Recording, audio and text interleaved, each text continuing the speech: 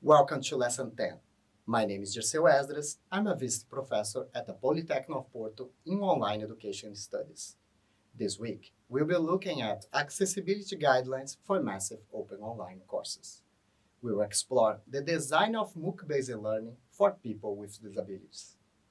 So, how can we promote accessibility in MOOCs? As a start, we need to identify the learning barriers that can disadvantage people with hearing, visual, or cognitive impairment. Have you ever wondered how can deaf people follow a video lecture? In many countries, the native language of deaf people is the sign language, and some of them find it extremely difficult to understand the written language.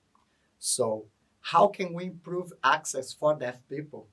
First of all, we must be able to provide the student with lessons in their sign language when needed.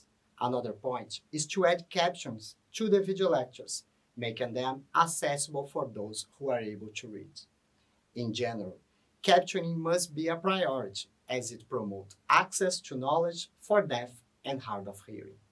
But keep in mind that closed captioning is not only meant for the deaf.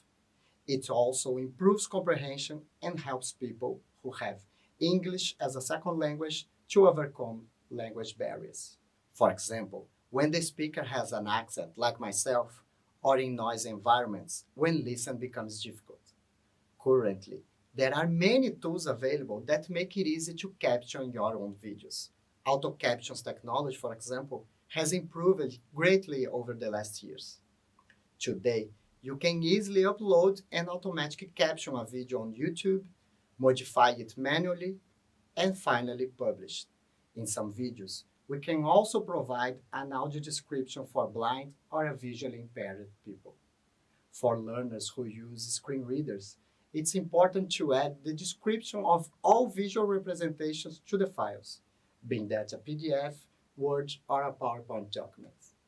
This description is called alternative text, a brief and informative translation of an image content.